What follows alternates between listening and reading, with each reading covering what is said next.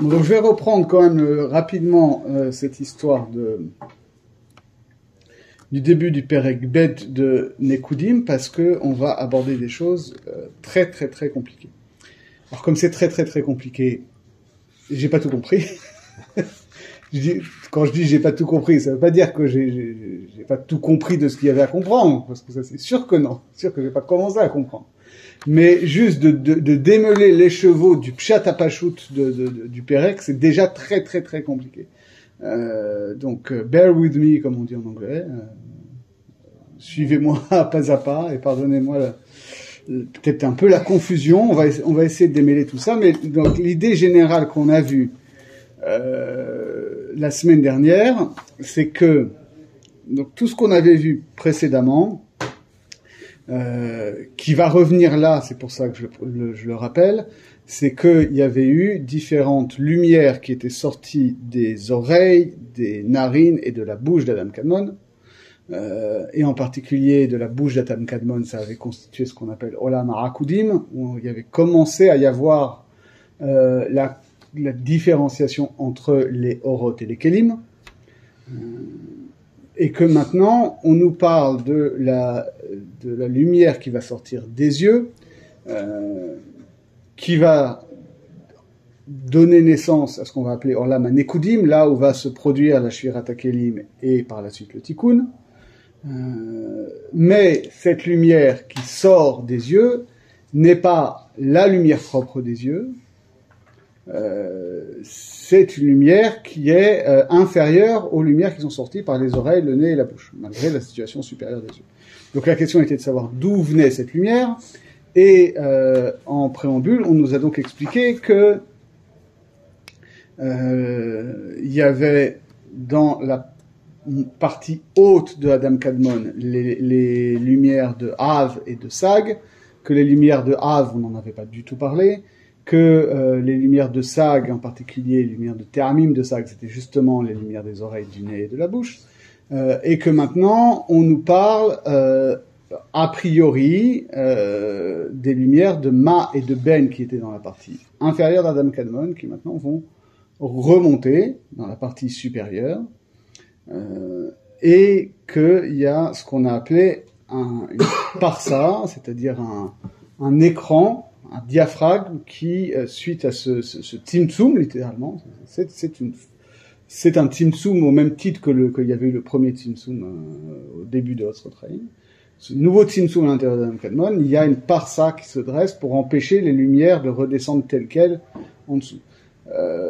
Première difficulté, si je présente les choses comme ça, c'est que j'ai dit qu'en gros, ce qui monte, c'est les lumières de Ma et de Ben, alors que dans le Perek Aleph de Sha'ar HaNekudim, on avait commencé par nous dire, en réalité, il n'y a pas encore de Ma et de Ben dans Adam Kadmon à ce moment-là. Il n'y a que du Av et du Sag.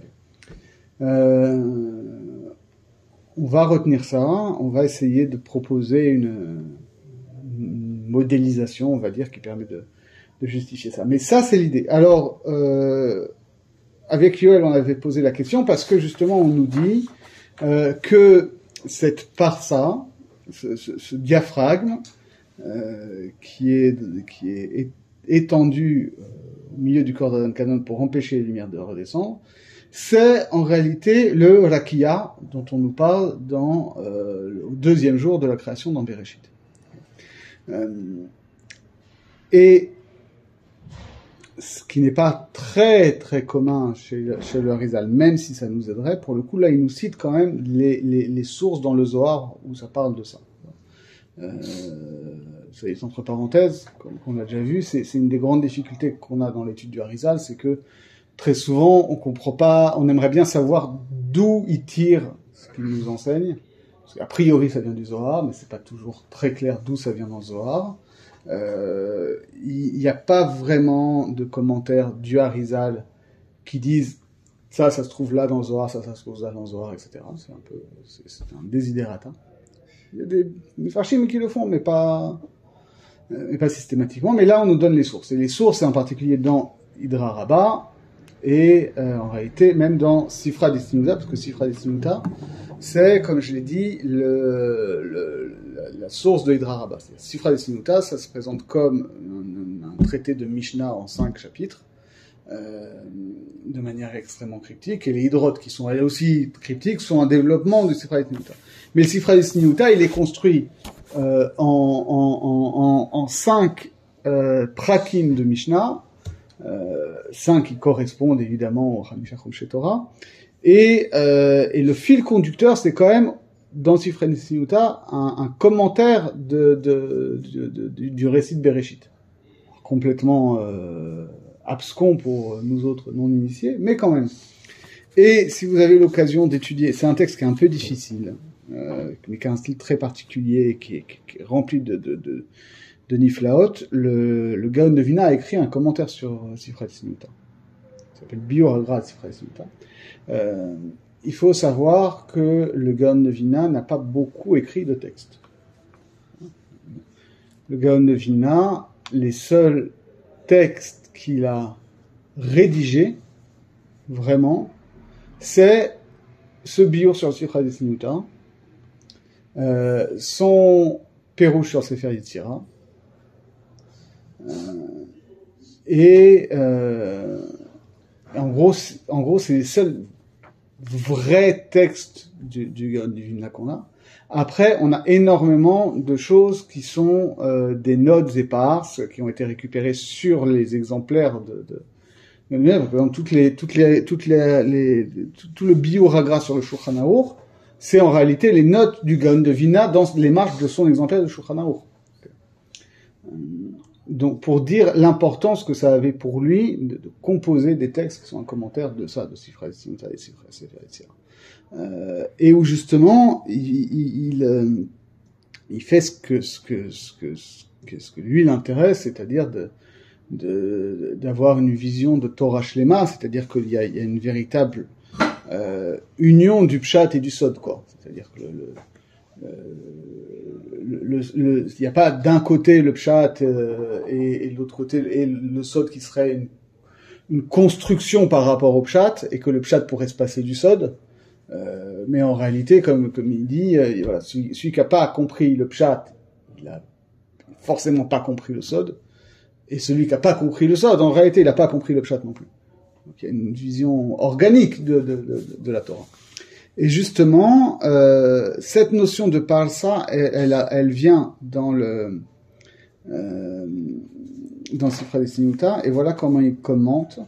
Donc c'est dans le 3e chapitre de Sifra Destinuta, Biur Hagra, il dit comme ça. Ceux qui veulent retrouver dans le texte, dans l'édition classique, c'est Daf Kaf He Amud Bet, ça commence, avec un dibur amatril qui est Ktiv Vayomer Ad Hayabisha, c'est pas notre sujet, mais il dit comme ça: Arshav matril lefaresh gufa de Zeir Anpin vetekune nugva veu bepasuk kaze yishretsu.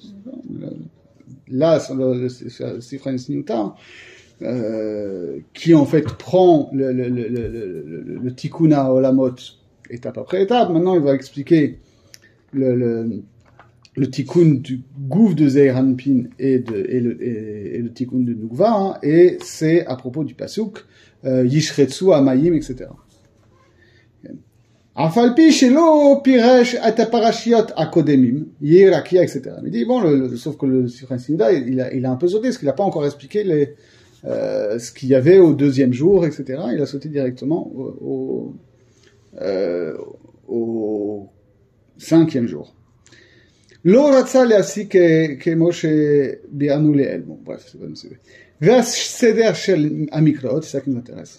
Maintenant, en réalité, c'est quoi à quel moment du tikkun correspond chaque pasuk de Bereshit?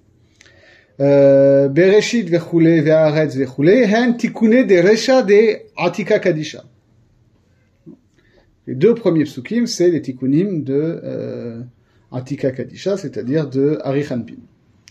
Vayomer Elokim yehi or vayi or ad sof aparasha hu tikkune abba veima ad tibur de Atika Kadisha. Donc ensuite le 2e pasuk, jusqu'à la fin du premier jour, c'est Abba Veima. Uveyom Sheni Yerakia, Krom Betibur de Atika Kadisha, Ben Atika Kadisha les Anpin, Haparsa. En réalité, là, on n'est déjà plus dans Adam Kadmon, on est en Tikkunim 2 Atzilut, mais ce qu'il y a eu dans Adam Kadmon avec cette, comme il a expliqué, cette Parsa qui se met en place, entre Adam Kadmon, proprement dit, et Atzilut. On va le retrouver ensuite entre Atika Kadisha et Zeir Anpin. Et donc ça, c'est Yerakia au deuxième jour. Veu, ça c'est important, Veu sod ha-mahloket ve'saltalkut ha-or le-ma'ala. Ve'az ade or ha-shucha, kemo she'nemar בפרשת בראשית, והוא סוד הדינים והמחלוקת שלכן נבראו הדינים והגיהינום ביום שני. Or, ça c'est ce qu'on n'avait pas dans notre texte, mais qui est important, il dit, mais ce qu'on voit en réalité quand on étudie Parashat Bereshit, même au niveau du Pshat, c'est que donc cette notion de Rakia, qui marque un écran, une séparation, une opacité entre un côté et un autre, c'est la notion d'un retrait de la lumière vers le haut, d'un retrait de la lumière de l'ici-bas, quoi. Et c'est ça la racine de Machloket. C'est Machloket qui peut être les Shem Shamaim Olo, mais cette idée qui ensuite va être extrêmement opérante dans le Limud Torah de la Machloket, c'est-à-dire qu'il y a Bet Hillel et Bet Shammai, qu'il y a Rabbi Akiva, Rabbi Ishmael, qu'il y a Abaye, Rava, etc. Toute cette notion-là, en réalité de la dialectique de la Torah, ça s'enracine là. D'accord. Et ça, il faut le garder bien en mémoire parce que ça va être une des clés de l'interprétation du sens de ce qu'on est en train de voir au-delà de l'aspect technique. Donc, il faudra qu'on revienne à ça. Et c'est là que, en fait, la lumière, elle engendre l'obscurité, en quelque sorte. C'est-à-dire que, de la même manière que Torah Or, d'accord, la Torah c'est une lumière, c'est quelque chose qui nous permet de saisir le réel, d'approcher, de comprendre qu'il y a une source de la lumière, que c'est quelque chose qui vivifie, etc., à tous les sens positifs, et qu'on croit que en quelque sorte l'obscurité c'est juste une absence de lumière. C'est plus que ça, c'est-à-dire que il nous dit ici que l'obscurité, c'est le produit d'un retrait de la lumière vers le haut. D'accord ? Et donc, on peut pas concevoir juste l'obscurité comme un néant, juste comme l'absence de lumière. De la même manière que la Machloket n'est pas l'absence de Torah. La Machloket n'est pas l'absence de Torah. La Machloket, si tu restes coincé dans la Machloket et que tu comprends pas l'enjeu, que tu crois que c'est juste une opposition frontale, alors oui, t'as pas de Torah. Mais la Machloket, elle est là pour te permettre de saisir ce que veut la Torah. Que en réalité, le sens profond de la Torah, il n'est pas on peut pas dire la Torah c'est la Shita de Beth Hillel ou la Torah c'est la Shita de Beth Shammai. La Torah, c'est l'enjeu de la Machloket entre Beth Hillel et Beth Shammai. Tu dois creuser la Machloket pour comprendre c'est quoi l'enjeu de leur débat. Et l'enjeu de leur débat, c'est ça, c'est le sens de la Torah. Donc cette Machloket, c'est une voie d'accès à la lumière en quelque sorte.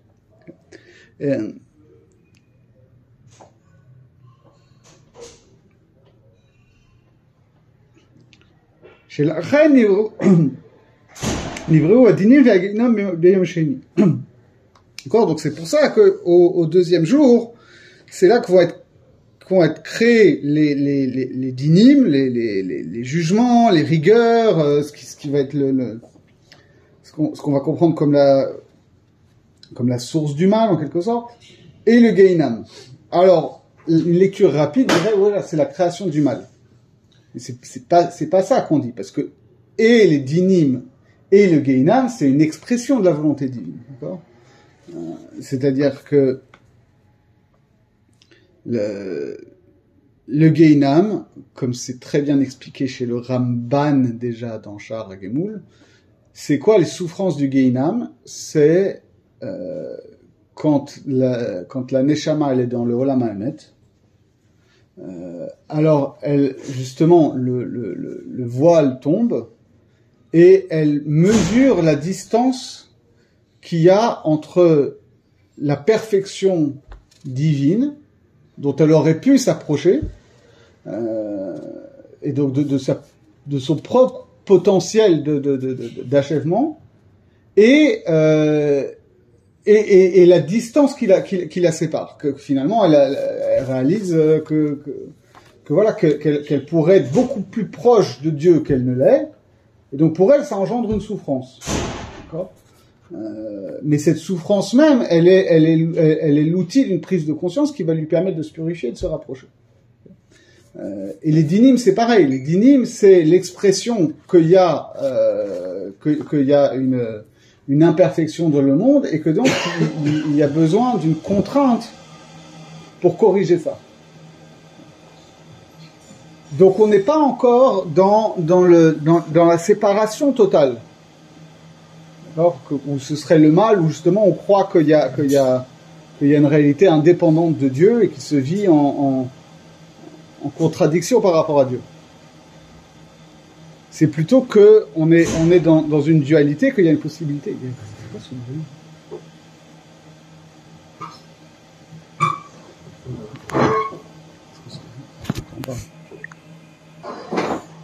Voilà, on est dans l'émergence de la dualité qui n'est pas encore un dualisme et une séparation, mais qui est la possibilité d'une distance, d'une dialectique qui peut être ou non douloureuse. Ça c'est important parce que justement ça va être en fait tout l'enjeu de notre histoire ici. Puisque finalement, comme on l'a bien vu dans nos textes, on nous a dit il y a deux choses qui se passent. Il y a et le tzimtzum, c'est-à-dire que la lumière s'éloigne, et la parsa, c'est-à-dire qu'il y a un écran qui est mis. Et on nous a dit le tzimtzum, c'est pour que Atzilut existe, et la parsa, c'est pour que Bria existe. Autrement dit, et donc l'objectif, c'est Bria, c'est-à-dire qu'il y ait pas seulement qu'il y ait Atzilut, c'est-à-dire qu'il y ait une manifestation du Ein-Sof en tant que divinité, mais qu'il y ait une création qui se vive comme une créature, c'est-à-dire comme quelque chose dont l'essence est différente du divin.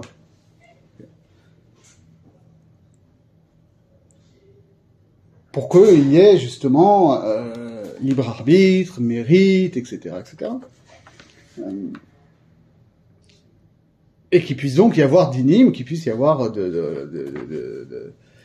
la possibilité d'être plus ou moins réceptif à la lumière divine, tout en étant dans le monde, en gros.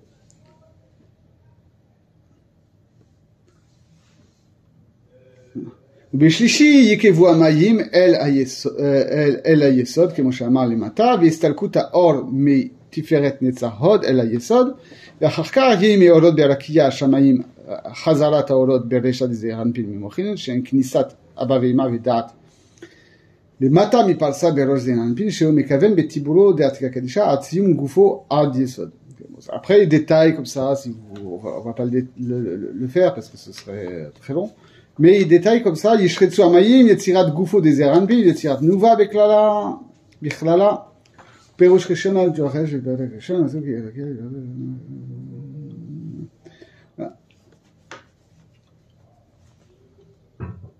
bref, donc il y a comme ça, il il détaille tout le Seder. Bon, je voulais vous montrer que ça existe. Et donc on en est là. Il y a cette histoire de lumière qui va, pour le dire rapidement, du Ma et Ben de la Pnimiut de Adam Kadmon qui remonte là où sont Av et Sag de Adam Kadmon. Il y a une parsa qui est tirée pour éviter que les lumières redescendent telles quelles. Voilà où on en était. Et maintenant, on reprend Vehine al-yede aliyat ha'or hazeh shebechetzio atachaton lema'ala me'atibur.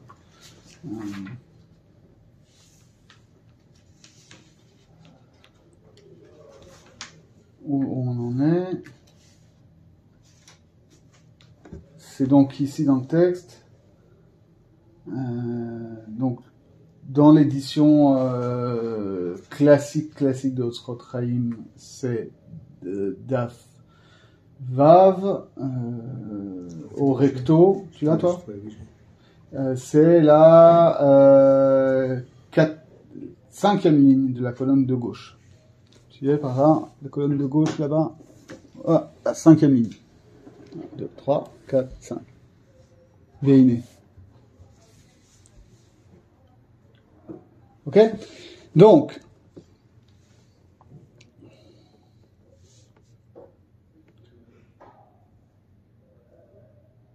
ah oui, avant, il y avait une autre phrase avant. Vetavim vetaskil baiser er yesh parsa ben atzilut libria. Donc, en fait, cette parsa qui est tendue entre Adam Kadmon et Atzilut est une préfiguration de la parsa qu'il y aura entre Atzilut et Bria.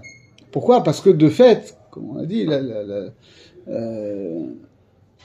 la parsa la plus connue dans tout ce schéma, c'est celle qui sépare Adam Kadmon et Atzilut d'un côté, qui sont le monde de la divinité pure et unifiée, des ce qu'on appelle Orlamot Anifladot, c'est-à-dire les mondes séparés, c'est-à-dire Bria, Yetzira, Asya. Et donc donc la parsa qu'on a ici au sein d'Adam Kadmon est en quelque sorte une préfiguration de ça. Mais c'est pas identique. והנה על ידי עליית האור הזה שבחצו התחתון למעלה מהטיבור כנזכר, אז נתרבה אור גדול ורב בחצי העליון של הגוף. ואז נעשה זה האור בבחינת מים נוגבין, אל הטעמים של סג שהם אוזן חותם פה, כנזכר לעיל, רוצה לומר, השורשים הפנימיים שלהם, שהם בתוך הגוף. Vélo, el aorot ayotzim lechutz derech anekavim. Déjà, première chose qu'il va falloir débroussailler. Donc, le fait que ces lumières-là, qui étaient en bas, sont montées dans la moitié supérieure, au-dessus du nombril, alors ça, il y a une surabondance de grande lumière dans la partie supérieure du corps. Et cette lumière-là, donc les lumières qui étaient en bas, qui sont maintenant montées, elles fonctionnent comme ce qu'on appelle Maïn Nukvin pour les Te'amim de Sag. D'accord? C'est-à-dire le Av de Sag, qui sont les lumières de Ozen Chotampe, mais attention, pas celles qui sont sorties, puisqu'on est à l'intérieur d'Adam Kadmon, pour les aspects intérieurs de ces lumières-là qui sont restés à l'intérieur, justement. Donc tout ça, c'est du chinois et de la cuisine pour l'instant. Je sais pas compris, elles ont quoi comme fonction, en fait?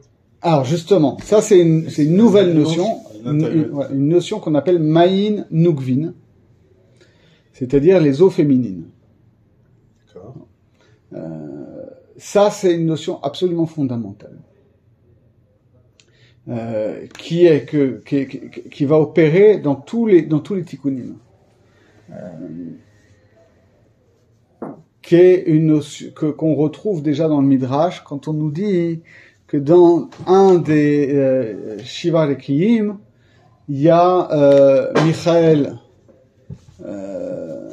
Kohen Gadol, chez Makriv Neshamot Shel Tzadikim. Je sais pas si t'as déjà vu ce truc-là. C'est une notion qui existe, on voit ça dans Chagiga, dans Perek Bet de Chagiga. On explique que dans un des 7 cieux, il y a le Bet Hamikdash céleste, dans lequel l'ange Michael, qui est le grand prêtre, c'est une notion très très très ancienne qu'on voit ça. Hein, cette notion-là, c'est quelque chose que les chrétiens vont récupérer dans les épîtres pauliniennes, donc dans les années 70-80 du 1er siècle. Donc c'est vraiment ça veut dire que ça existait chez les juifs, puisque à l'époque c'est des juifs qui font ça existe chez les juifs bien avant ça, puisque après les chrétiens ont réélaboré cette notion de grand prêtre céleste et tout. Et donc c'est quoi l'idée?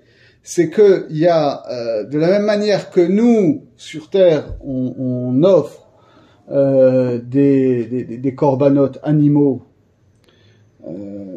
pour susciter la miséricorde divine, etc. De la même manière, l'ange Michael est le Kohen Gadol qui, dans le Bet Hamikdash céleste, apporte en sacrifice les Neshamot des Tzadikim.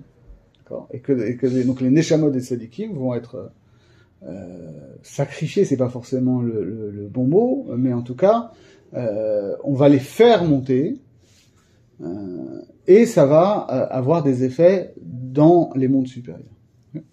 Et ça a un impact en bas sur le tzaddik qui meurt.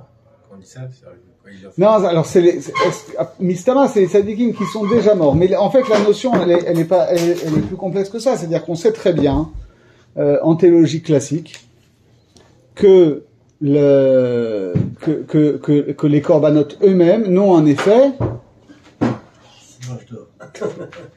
Les corbanotes animaux eux-mêmes n'ont un effet que si la personne fait un travail intérieur de tchouva, d'accord? C'est qu'elle-même, elle s'imagine qu'elle devait, c'est elle qui aurait dû mourir, et que c'est elle qui devrait être apportée en korban, d'accord?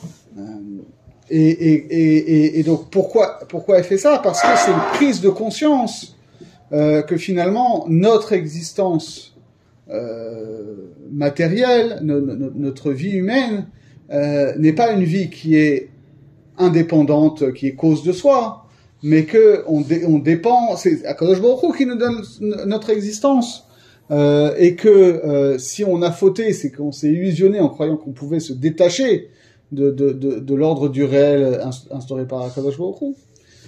Et donc en s'offrant en sacrifice en quelque sorte, en imaginant sa propre mort, on se réintègre dans cette unité de la création.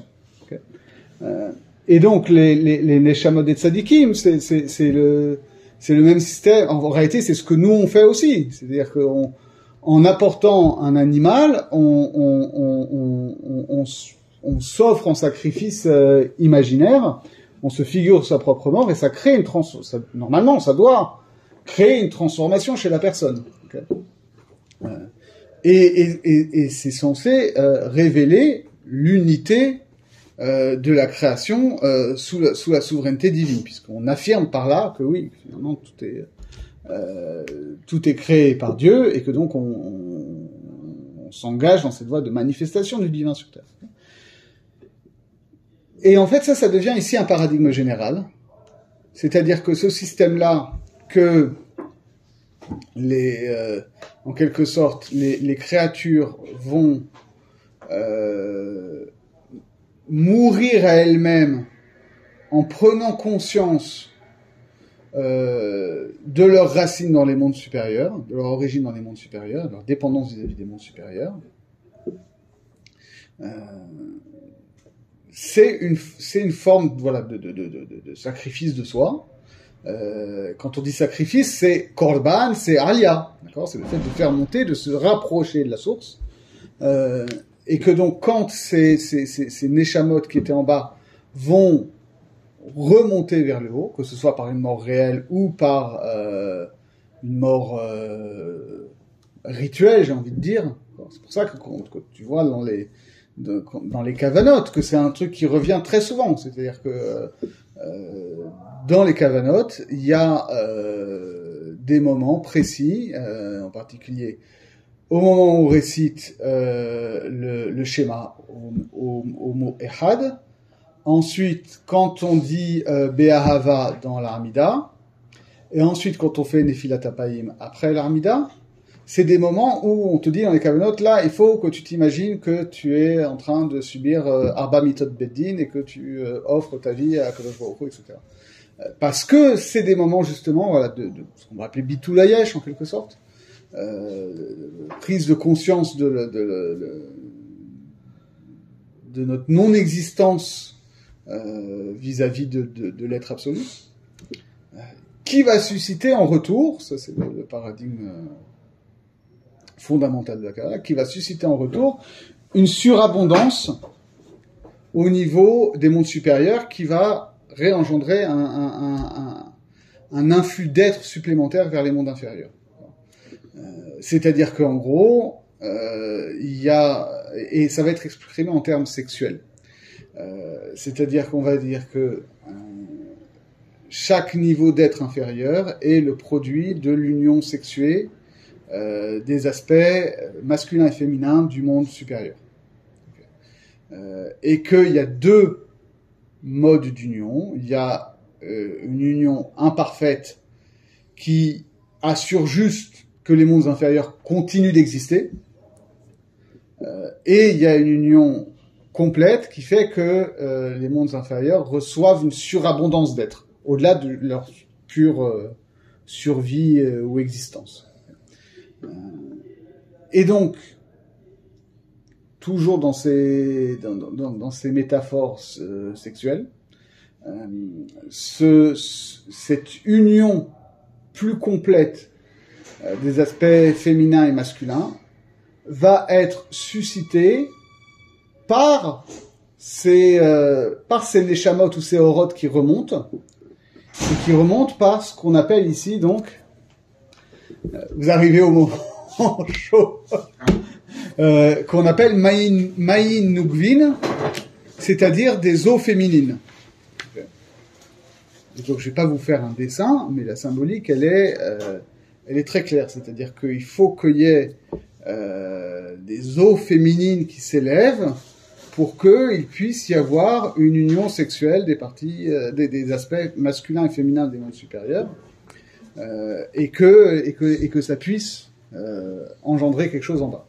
Donc c'est ça qui est dit ici, c'est-à-dire que même si c'est dit en plus de manière extrêmement floue, parce que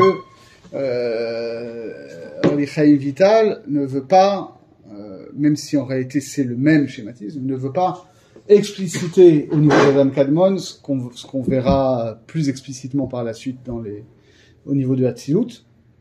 Mais en réalité, fondamentalement, c'est ça qu'il veut nous dire. Après, on va essayer de l'interpréter.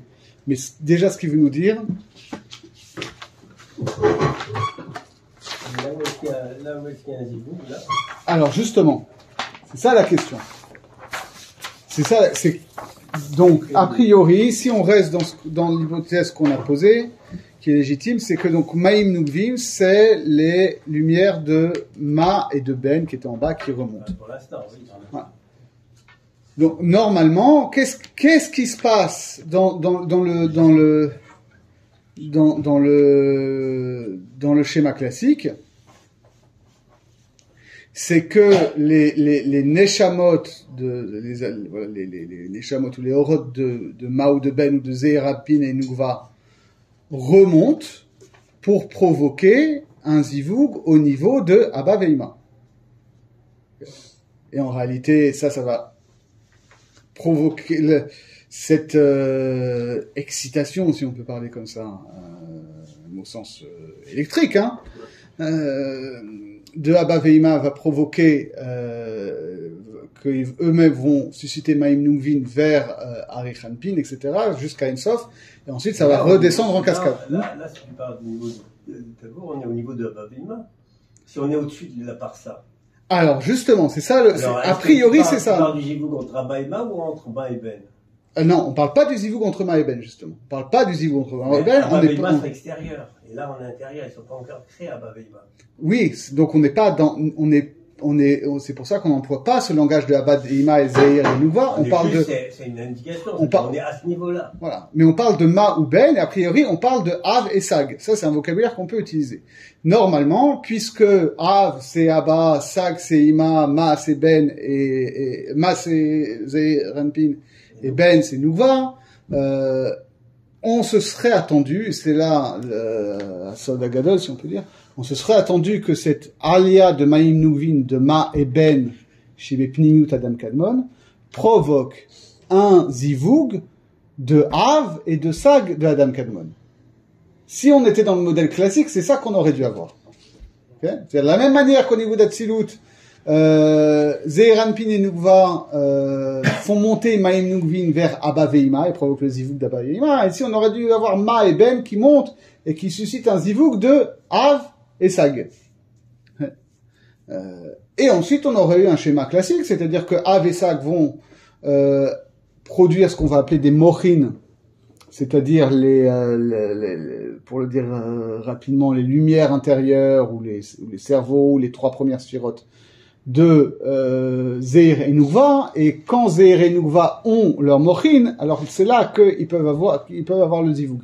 Soyez en passant, c'est exactement ce qu'on va faire dans les trois... Moi, tu parlais de Za et de Nouk alors que tu ne sont pas encore créés. Non, je dis quand ils seront créés, c'est comme ça que ça fonctionnera. D'accord, mais maintenant... Mais a priori... Voilà, maintenant, c'est la montée de Ma et Ben. Voilà, mais normalement, on se serait attendu à ce que ça fonctionne pareil. Parce qu'a priori... Oui, c'est bien, on pourrait... à chaque niveau, normalement, ça fonctionne plus ou moins pareil. Donc, il faut voir les différences c'est comme... C'est déjà pas évident, ce que tu dis. Je sais que c'est pas évident. Non, c'est déjà pas évident de faire une analogie entre les partoufim extérieurs et ce qui se passe à l'intérieur de Hak. C'est déjà pas évident. C'est pas évident. Parce que Ma et Ben sont des Ma et Ben, c'est au niveau des Oroth. C'est pas au niveau, on est dans les, donc c'est quand même difficile. Oui, mais lui-même il le dit. À chaque fois il dit ou mesham taskil vetidme milta le milta.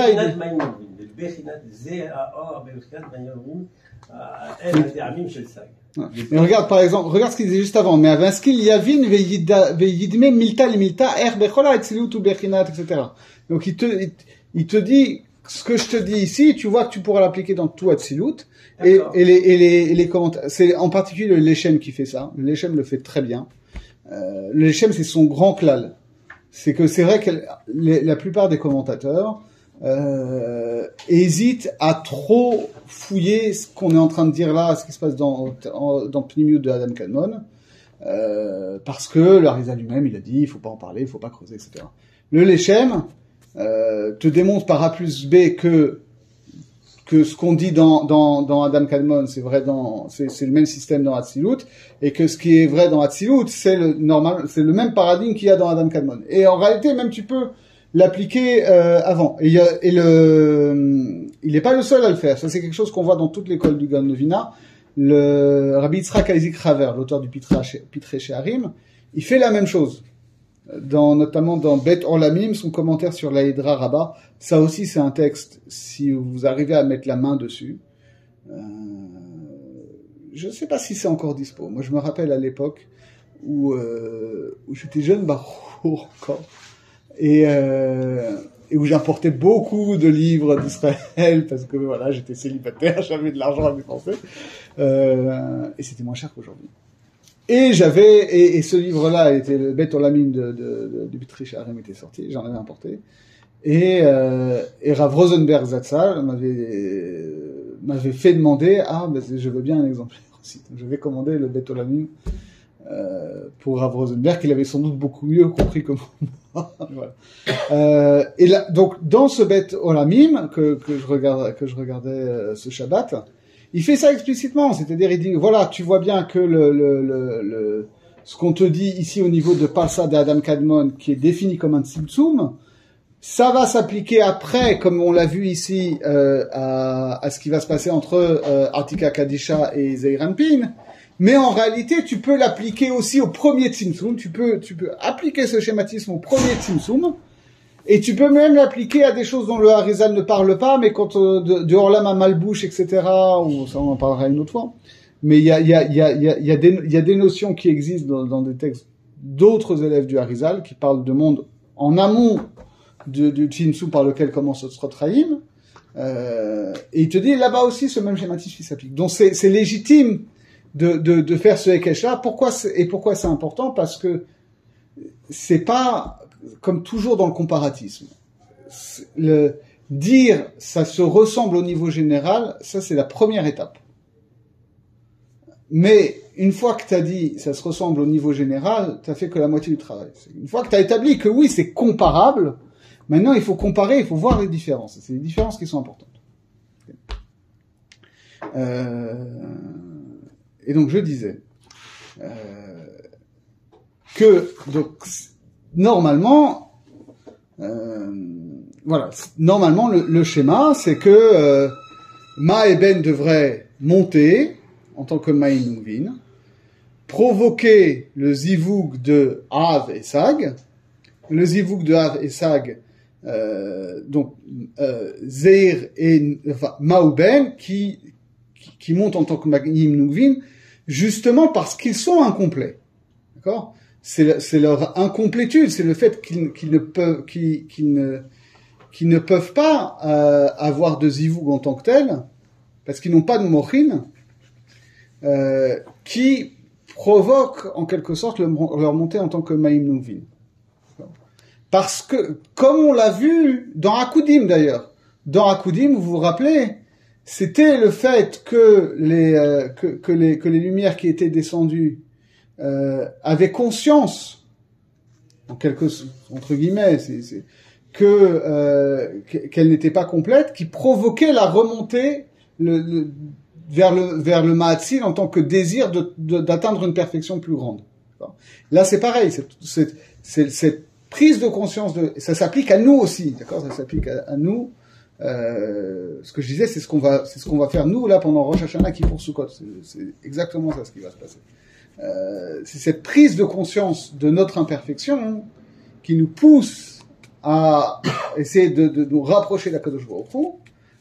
Et que ça va provoquer une union de dimensions supérieures qui va rejaillir sur nous et qui va nous transformer, qui va nous donner accès à une nouvelle conscience, et que c'est une nouvelle conscience qu'on appelle Mochin, c'est ça qui va permettre le zivou de Zeir et Nukva dans Hatzilut, et qui vont faire que Zeir et Nukva vont engendrer à leur tour les Neshamot, des Tzadikim, etc. Donc là, on aurait dû avoir le même système. On aurait dû avoir Ma et Ben qui montent, ça provoque le zivouk de Av et Sag.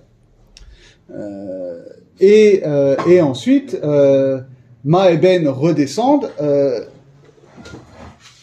ayant reçu leur tikkun, et il y a un zivouk, et ça engendre, à l'extérieur de Adam Kadmon, par les orifices naturels qui se trouvent en dessous du nombril, les autres mondes. Ça aurait dû être comme ça. De la même manière que c'est ce qui va se passer quand le tikkun marche entre Zeir et Nukva. Ensuite, il y a une union sexuelle entre Zeir et Nukva, et il y a quelque chose qui sort du Yesod de Nukva. C'est très pratique de parler en hébreu de toutes ces choses-là. Et je le disais, parce que c'est quand même Inyana de Yoma, c'est ce qui va se passer à Rosh Hashanah qui pour Sukkot. C'est-à-dire que on va avoir d'abord à Rosh Hashanah, Zeir et Nukva vont retourner à leur état primitif au moment de la création du monde, c'est-à-dire, comme on nous dit dans le Midrash Rabbah, d'où Partsufim, c'est-à-dire mâle et femelle dos à dos, sans zivouk possible, que tout le travail de la tfila de Rosh Hashanah, et en réalité qui va courir jusqu'à Sukkot, ça va être de faire Nessira, c'est-à-dire de séparer Zeir et Nukva, de les distinguer, un peu le même travail qu'on a ici avec le Palsa. avec le chauffard, va y avoir une première Achnasat Mochin dans Zeir Anpin, mais qui va passer à Nouva, parce qu'on commence par les Mochin de Nouva, parce qu'on est au niveau des Gvurot. Que ensuite, à Kippour, Nukva va monter jusqu'à Bina. C'est pour ça qu'on met le talit le soir, parce qu'il y a une dimension de Aliyah, justement de la dimension féminine de la nuit, qu'il n'y a pas les autres jours. C'est pour ça qu'on va dire Baruch Shem Kevod Malchuto Leolam Moed, parce que c'est la partie féminine du schéma qui normalement est dite à voix basse, mais là, comme c'est vraiment Nukva qui va monter en haut, à voix haute, etc. Et ensuite, ça va permettre la Nesira et la Achnasat Amochin dans Zeir Venouva, qui va se réaliser pendant les jours de Sukkot, c'est-à-dire que à Sukkot, on va faire la Souka qui va faire descendre les Makifin, okay, et on va faire le Lulav qui va faire descendre les Mochin Pnimin. Et une fois qu'on aura fait tout ça, il y aura le Zivug à Shmini Atzeret. Comme le dit, comme c'est dit dans Shir HaShirim, Semolo Tahat le Roshi, ça c'est Rosh Hashanah, puisque c'est la dimension gauche des dinim. Vimino Techabekeni, c'est Sukkot, puisque c'est l'étreinte amoureuse avec le bras droit, et le bras droit, c'est un mur complet, enfin un mur complet, un deuxième mur complet, et un troisième mur qui fait un téphar, c'est-à-dire un bras, un avant-bras, une main. C'est-à-dire la souka, elle représente spatialement le bras d'Akadosh Baruch Hu qui nous étreint. C'est quand même incroyable. Donc, voilà. Mais c'est pas comme ça que ça se passe ici. C'est pas du tout comme ça que ça se passe ici, puisque regardez bien, et il nous dit ça. Il nous dit... Non.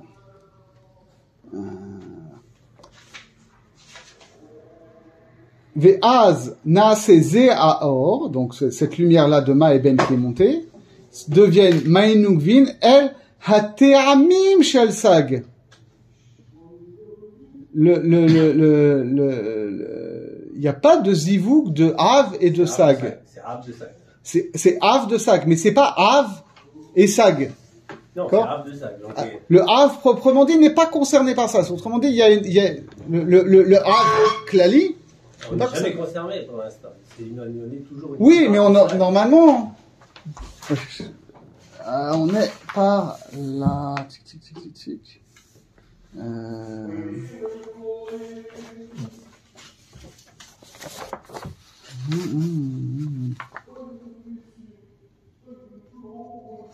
Où est-ce qu'on est?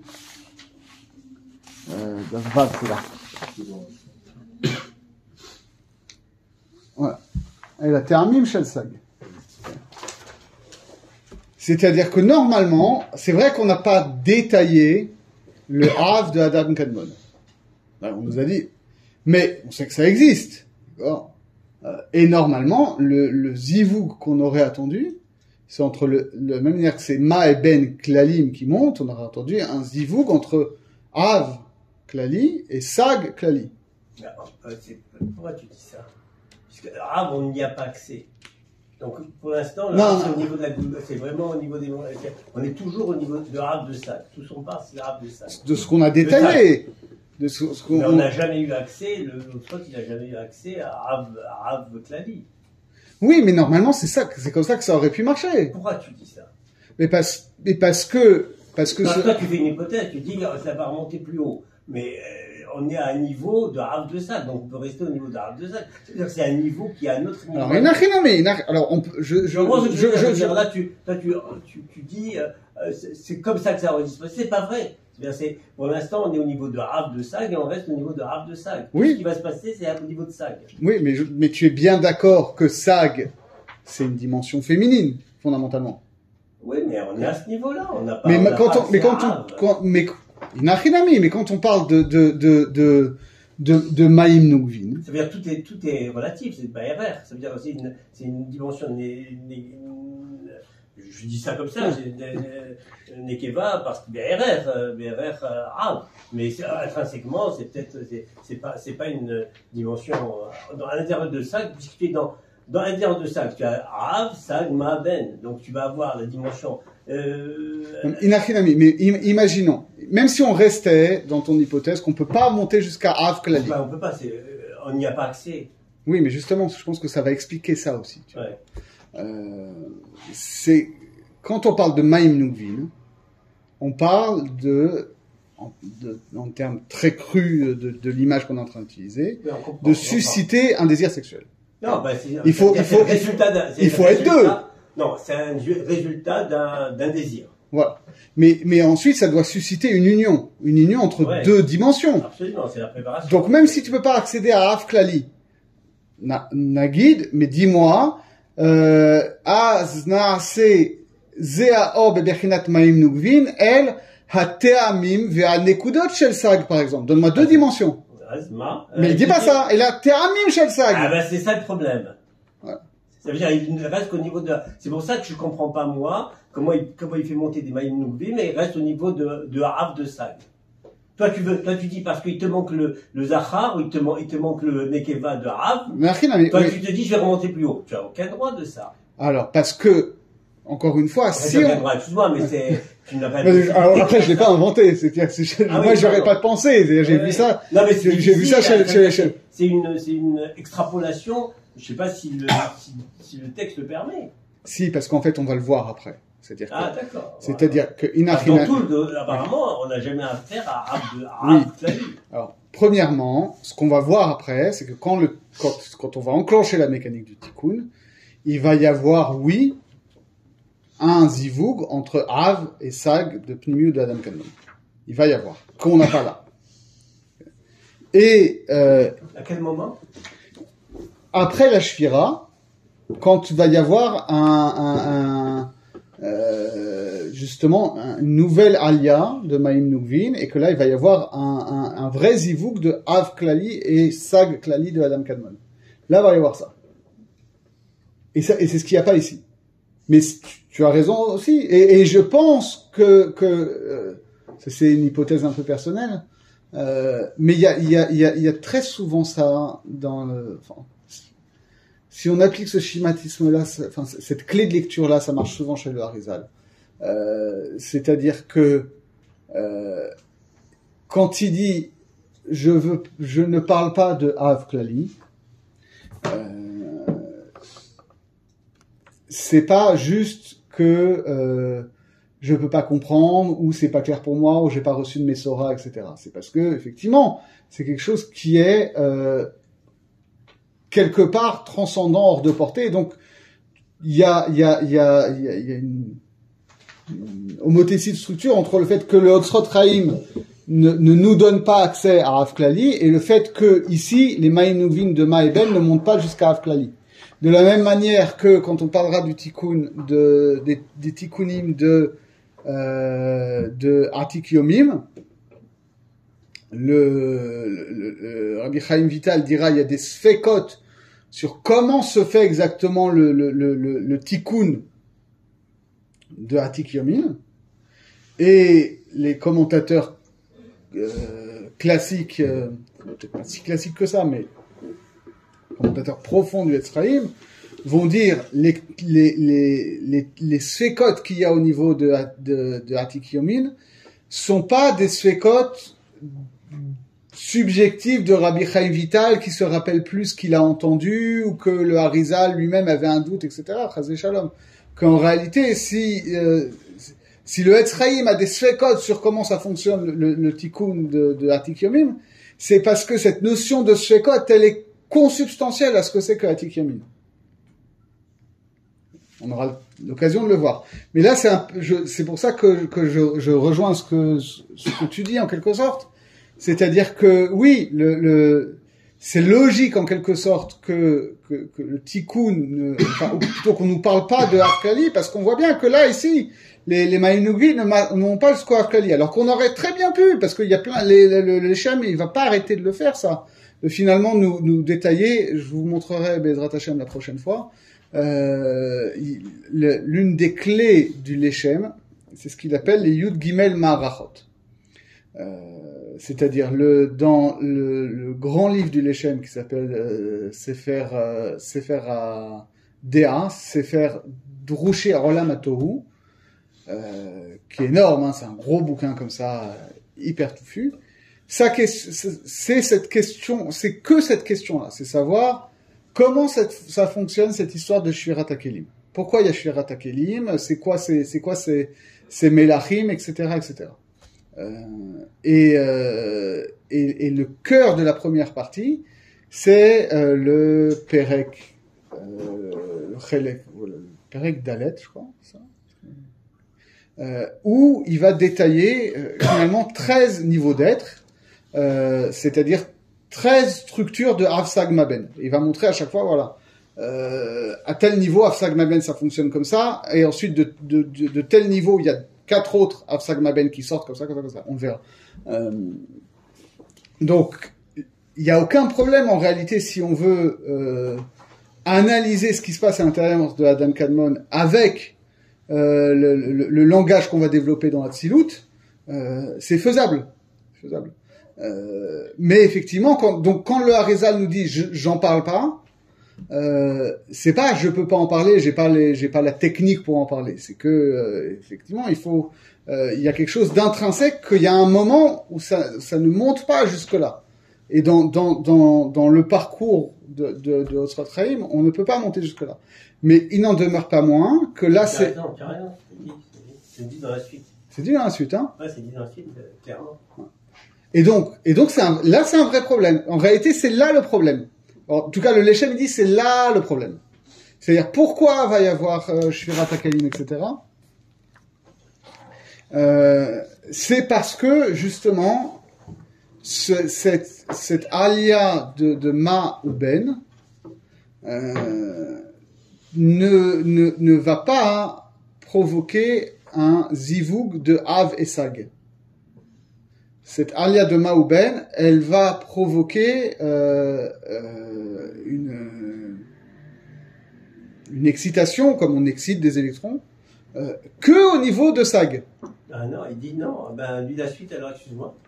Parce que, regarde, Vas-y. Ve'az ali de man, Ella, Ele, Aolim, alors, chez Begulgolta, chez Zeha Adam, Kadmon, Ouais. d'accord. Alors, il dit, moi, je lis le matok, chez où Sot Chochma Shebo, chez où Bechinat Dechura, Bechinat Av, chez la Sag Shebo, chez où Sod la Bina, chez Bechinat Dechura, chez Hamashorashim, donc il parle bien de Av. Attends, tu es où exactement dans le juste après, regarde. juste après. Ha'av Bechinat Mayimuvim, la Ta'amim chez Sag, chez Ham Ozen Chotempe, la Keniskari, Retsuno Loma, El Hashorashim, la Pnimim chez la Hem, chez Ham Betoch Hanouf. Vélo el haorot hayotzim lahutz derech hamukva. Alors juste. ואז על ידי מיינובים אלה העולים נזדבקו שם Av chez Begulgolta, donc il parle bien de Av, et le matin qui précise c'est Av de Av, chez Zeha Adam Kadmon, donc on parle de Av klali, intrinsèque, d'accord, Im Bechinat Hasag Shebo, avec le Bechinat Hasag Shebo. De quoi il parle apparemment, c'est sac de. D'accord, tout à fait. Et donc parfaitement, ce que tu disais, t'es parfaitement. Mais donc on a une stira à une ligne d'écart. Ouais. C'est-à-dire que là, il te dit que Mainungvin, elle monte jusqu'au Théamim de Sag. Oui, elle monte aussi jusqu'au Rav de Rav. Et après, il te dit qu'il y a un zivug de Av et Sag. Alors là. De Rav avec Sag. Voilà. עם בחינת העב של הסג שבו, שהוא סוד הבגלל. Alors. Tu vois, il dit, נזדבקו שם עב דעב. עב דעב, c'est pas עב de sag. Non, c'est... On est d'accord avec ça, hein, עב דעב. Donc, עב דעב, chez Begulgolta, donc c'est bien le עב klali, d'accord. Chez Zehada, chez Zehak, שהוא סוד החוכמה שבו, puisque העב c'est חוכמה, d'accord. שהוא בחינת דחורה, donc on est toujours dans le zachar. עם בחינת העב של הסג, donc maintenant il parle de Av de Sag, puisque Av de Sag c'est la partie Chochma de Sag, Sag étant la Nugva de Av, d'accord. Donc il fait un zivug entre Av de Av, qui est la Chochma de Av, avec la Chochma avec la Chochma de Sag, qui est la partie Nuk. Oui, mais Tu vas, c'est logique, mais c'est étonnant. C'est étonnant, mais tu vois, c'est encore plus étonnant parce que si on prend, si on essaye de lire tout ce passage-là dans sa linéarité, on va avoir plein de problèmes. Répète ça, celui-là. Si on essaye juste de lire ligne à ligne le truc, on va voir que tu as presque problème. Parce que donc effectivement, il nous dit que donc Maeben monte jusqu'à à Av de Sag, ve'az al yedei mayim nugvin ele haolim nizdavegu shem Av shebegulgalta, donc shel ze Adam Kadmon, im bechinat Sag shebo shem ashorashim shel ozen chotam pe shem te'amim. Effectivement, donc du Av klali avec le Av de Sag, donc sans rentrer dans les détails, et il nous dit ve'az nimshach or hadash milema'ala minazi vug azé ou baka veyarad derech apalsa minatibur olemata. Et donc, ce qui va se passer, c'est que comme dans le processus classique, il y a un retour de flamme. Non, c'est pas un retour de flamme. C'est que cette union de Av et Sag va effectuer le tikkun des Orot de Maouben, qui vont devenir donc à ce titre-là ce qu'on va appeler Or Hadash, parce qu'elles sont devenues quelque chose de nouveau. Et elles vont percer la parsa et elles vont redescendre en dessous du nombril, mais à l'intérieur d'Adam Kadmon. Okay. Et après, il nous dit des choses où on comprend pas parce que finalement, si c'était ce schématisme-là, ben voilà, on s'arrête là, c'est très bien. Okay, c'est-à-dire, on a des lumières qui sont montées, qui ont provoqué un zivug, ça provoque Amshachat Amochin, et les partsoufim qui étaient montés redescendent à leur place, et on a un tikkun et basta, et on est resté à l'intérieur d'Adam Kadmon, et à l'intérieur d'Adam Kadmon, on a un tikkun shalem, basta. Mais ça nous explique pas tout ce qui se passe à l'extérieur, c'est ça qui nous intéresse. Okay, parce qu'il dit déjà, Omnam aor harishon shaya bitchila lemata ve'ala lema'ala shuv lo yarad. Venishal Sham, Tamid Sham, Minatibur ou les Ma'ala, Vesham in Yachshor Shotamid, ou Misham Nitpachet Veyatsa Derech Ainaim. Donc la lumière qui, normalement, les partsoufim, ils montent, en tant que Maïm Nugvin, ça suscite le zivug, ils reçoivent des mochines, ils descendent à leur place, basta. Là, on nous dit non, attention, parce que c'est vrai que, par un certain aspect, il y a Or Hadash qui va redescendre à l'intérieur d'Adam Kadmon, mais par ailleurs, il y a un certain aspect qui ne redescend pas, qui reste là-haut, et qui va sortir par les yeux. Et qui va donc, lui, non, d'abord subir Shvirat HaKelim. Okay. Et donc toute la question, c'est pourquoi ça sort par les yeux? Vous pouvez définir simplement cette notion de Shvirat HaKelim. On n'en est pas encore là. Ah. Ouais, non, mais on peut anticiper, parce que c'est vrai que c'est compliqué déjà comme ça. Tout ça. Non, mais c'est-à-dire que après, ce qui va se passer, parce que. Notion 5, tout ça, Si je puis me permettre. Allez-y. Non, mais on peut résumer parce que c'est important de garder en tête the big picture parce que c'est ça qu'on a en vue. C'est-à-dire qu'après, ce qu'on veut nous expliquer, c'est que notre réalité, où il y a de la matière, où il y a de l'esprit, mais qu'il y a une différence entre la matière et l'esprit, et qu'il y a des rotes et des kelim. C'est une réparation de l'esprit finalement. C'est une modélisation de comment se répare l'esprit d'un être humain qui a été... en tout cas, on peut... Tu rajoutes, si tu te projettes en plus là-dedans, non, je ne projette pas, mais j'essaie juste... Non, mais en tout cas... C'est de la Kabbalah, tu reçois, tu ne projettes rien. Non, mais moi j'essaye aussi d'essayer de voir comment ça peut s'appliquer dans notre Avodat Hashem aussi. Tu vois. Même si c'est pas forcément le sens dernier, mais on essaie de le comprendre dans ce sens-là aussi. J'essaie, pour quelqu'un qui ne connaît rien, je veux dire, là, qui entend cette émission, j'essaye de voir comment monsieur peut m'expliquer de façon simple. Ouais. Et donc, Shvirat HaKelim, pour le dire de manière très simple, parce que c'est très simple de dire les choses très simples. On est bon, ça veut dire des kelim qui se brisent. Voilà, c'est-à-dire que en fait, ce qui se passe, c'est que on veut le processus général, c'est que il y ait une manifestation du divin qui soit perceptible, recevable par les créatures sans qu'elles-mêmes soient annihilées, et que ça et que ça les guide. Alors que ça les guide vers une voie de Avodat Hashem et de perfection, etc. Et donc, pour que ça se soit perceptible, il faut que cette lumière, elle s'exprime à travers des kélim. Parce que sinon elle est trop forte. Parce que sinon elle est trop forte, elle est indifférenciée, etc. Il faut qu'on puisse la saisir quelque part. Mais donc ça suppose aussi que à la fois qu'il y ait une adéquation entre les orot et les kélim, mais qu'il y ait une différence entre les orot et les kélim. Or, première lecture qu'on peut avoir de Shvirat HaKelim, c'est que parce qu'il y a eu un problème, justement ici, on essaie de définir pourquoi il y a eu un problème, la première phase, ça va être celle d'une inadéquation radicale entre cette lumière et les réceptacles, qui vont faire que ces réceptacles vont se briser et vont être séparés de leur source et vont être la racine et de la matière et du mal, etc. Mais que, en même temps, et c'est ça le sens le plus profond qu'il faut jamais perdre de vue, l'objectif, c'est bien de se reconstruire. Non seulement ça, mais que pour qu'on se reconstruise, qu'il y ait la constitution d'un monde qui se vive comme créature, donc comme différent de Dieu, donc qu'il y ait Shvirat HaKelim pour qu'il puisse y avoir Tikkun, etc. D'accord ? Parce que s'il y avait eu juste émanation de Orot et de Kelim, on serait resté à Atzilut. Pour qu'il puisse y avoir Bria, Yetzira, Asya, il faut qu'il y ait Shvirat HaKelim. Okay.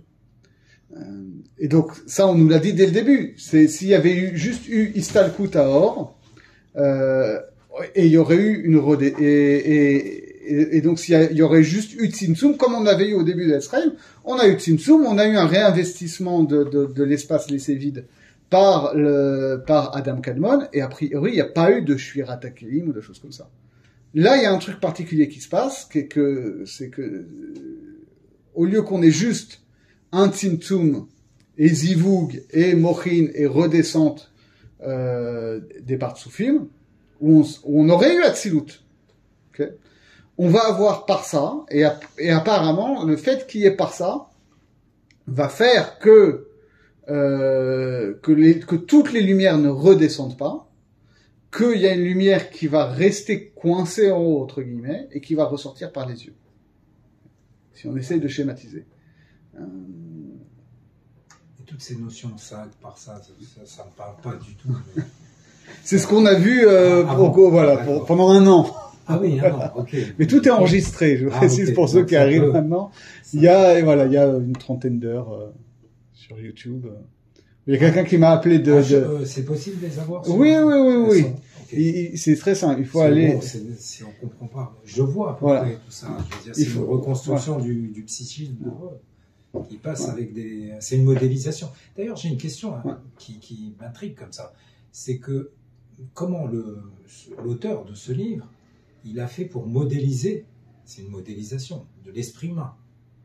En tout cas, je dirais pas que c'est une modélisation d'esprit. C'est pas, enfin, oui et non, mais c'est pas comme ça que c'est conçu. En réalité, c'est une modélisation du réel dans son ensemble, y compris de réalités auxquelles nous on n'a pas accès, sauf, pour un langage qui paraît un peu technique, mais qui nous donne pas accès à ces réalités-là en tant que telles, d'accord? Mais vu que c'est la schématisation de l'ensemble des niveaux de réalité, donc ça s'applique aussi, et ça s'applique particulièrement à notre psychisme. Le Harizal, d'où il a, je veux dire, aujourd'hui, il y a des chercheurs qui font des découvertes. Bon, vous avez une grande kippa pourtant. Vous avez une grande kippa pourtant. Non, mais c'est une bonne question. C'est une bonne question. Pourquoi pas? Il n'y a aucune question taboue chez moi. Je suis d'accord, mais donc les chercheurs, ils font de la recherche en cosmologie, en beaucoup de choses, et ils modélisent. Le Harizal, il a reçu ça la nuit de Yawanabi, on lui a enseigné de là-haut. Oui, mais alors pourquoi on lui a enseigné? C'est autre chose, mais d'abord là. Parce que c'est complexe. Avant, non, avant tout, ce qui est intéressant, c'est de voir ce que le Harizal lui-même dit. C'est-à-dire que les élèves du Harizal disent, oui, il a étudié avec Elie Gavanavi, mais le Harizal lui-même, il te dit, non, moi j'ai étudié, enfin, il te dit pas non. Il te dit, j'ai étudié le Zohar pendant 15 ans, À 15 ans, il a oui. Et donc mais c'est. Il est resté 1 an et demi avec. Mais c'est exactement ça dont on est en train de parler aussi. Ouais. C'est-à-dire que pour les mochines que les Partsufim reçoivent, les asagot que nous on peut recevoir en Torah, oui, ça vient de quelque chose qui transcende notre pensée. D'accord, c'est pas quelque chose qui est sécrété naturellement par notre pensée. Et on le voit bien dans le limoud qu'il y a des choses qui jaillissent, on sait pas d'où ça vient. Pas d'où ça vient. Mais en même temps, ça jaillit pas en étant les fesses posées sur la chaise et en attendant que d'avoir l'inspiration du Saint-Esprit. Ça vient d'une Yegiat à Torah, ça vient d'Arama la Torah. Ça vient d'une Neshama aussi, ça vient d'une Neshama qui est oui. supérieure aux autres. Non, ça vient d'un travail dans notre Torah. Le Réza, il te dit, j'ai creusé le Zohar pendant des années et des années, parce qu'il n'était pas le premier à étudier le Zohar. Et par exemple, tout ce que vous dit le Harizal, c'est basé sur les hydrotes. Et le plus grand Mekoubal avant le Harizal, c'est Rabbi Moshe Cordovero. Et lui, dans son commentaire sur les hydrotes, qui s'appelle Shiur Koma, il te dit, honnêtement, je suis pas sûr d'avoir compris. Donc, comme Hydra Rabba et Hydra Zuta, c'est deux textes qui fonctionnent un peu en parallèle, je vais faire un seul commentaire des deux combinés. Comme ça, si je dis des bêtises, je les dis qu'une seule fois et pas deux. Mamash, il écrit ça comme ça dans l'introduction de son Pérouche. Si je me trompe dans mon commentaire, au moins j'aurais dit une fois des bêtises et je ne devrais pas répéter deux fois en lisant une fois dans mon commentaire de Hydra Rabba, une fois dans le commentaire de Hydra Zuta. Parce que, de fait, tout le système séphirotique classique qu'on connaît de la Kabbalah pré-lorianique, quand tu abordes les hydrotes, ça suffit plus. C'est-à-dire, c'est comme si tu essayes d'aborder... c'est comme en maths, les Havdil. C'est-à-dire, si tu essayes de résoudre un problème de la quadrature du cercle avec que des nombres rationnels, c'est un problème qui est insoluble. Tu es obligé de construire une nouvelle algèbre avec les nombres réels, etc. Et avec les racines de 2, et puis toutes ces choses-là. Et le Harizal, c'est en termes de limoud, c'est ce qu'il fait. C'est qu'il va prendre l'Hydra Rabba, il va, en analysant l'Hydra Rabba,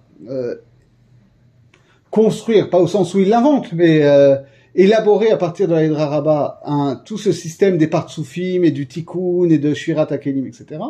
Et ça donne en retour une lecture complètement différente du reste du Zohar.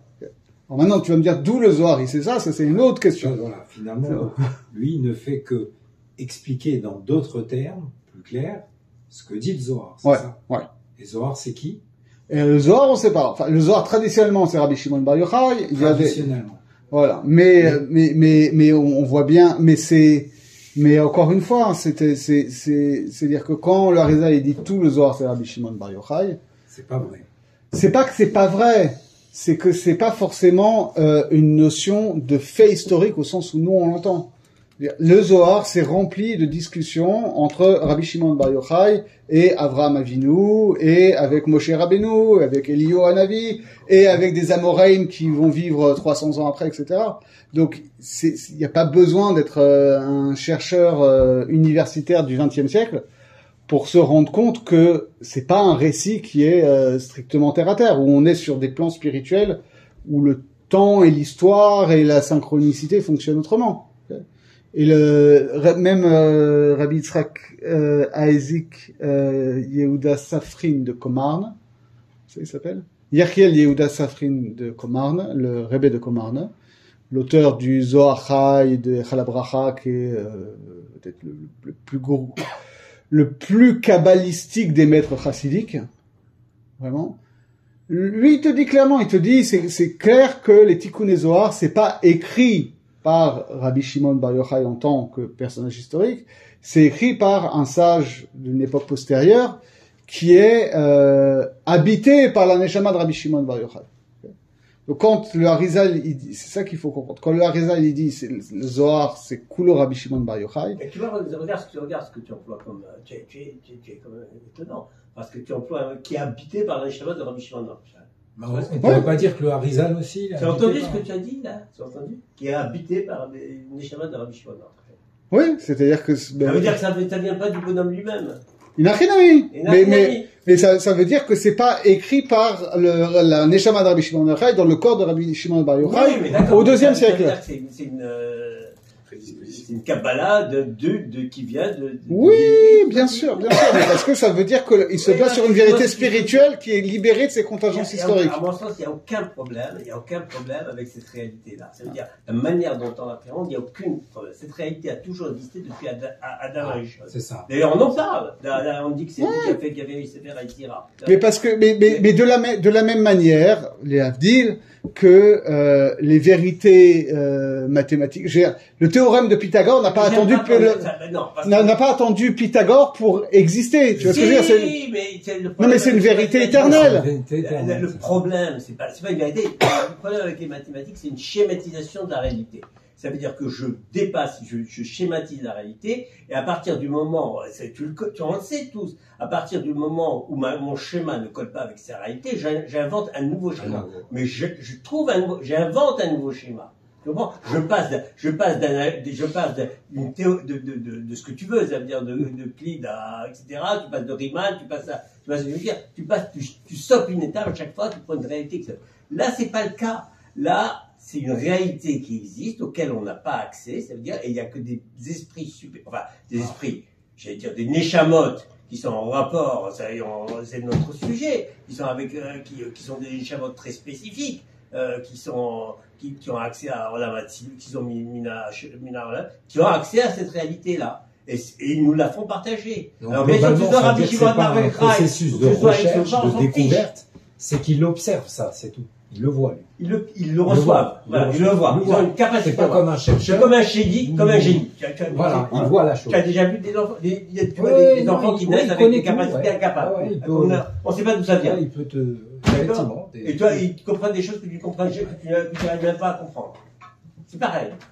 C'est une capacité, c'est un don, on appelle ça. Donc quand il écrit ça, lui, il le voit, il décrit. Je t'ai décrit ce que je veux. Ah, d'accord. Il fait pas, c'est pas un chercheur. Non.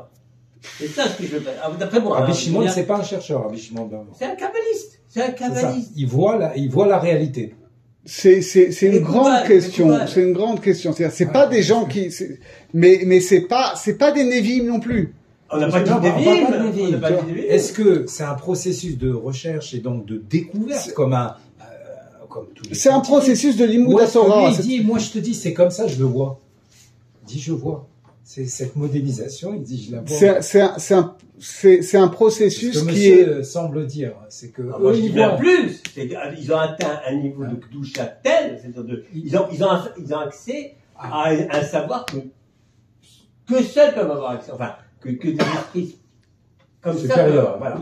Quelqu'un qui alors pourquoi il dit, on voit souvent cette excuse-moi. Non, on est là pour discuter. D'accord, je suis désolé. Alors, mais on voit souvent ce truc que des gens apprennent avec Eliyahu Hanavi. Ça veut dire quoi qu'ils apprennent? Ça veut dire qu'ils ont atteint un niveau tel qu'Eliyahu Hanavi devient leur Chavruta. Ouais.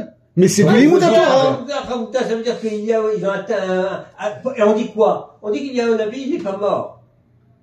On dit qu'Eliyahu Hanavi, il est parti tout seul, il est monté tout seul au ciel. Mais comme tu le dis,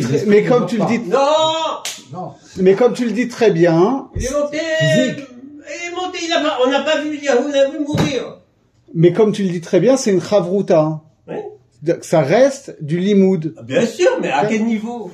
Et donc ça. Si tu es une chavruta au niveau de mais ce que je veux dire, c'est que c'est pas un processus passif, ça reste un processus qui engage le dad de la personne.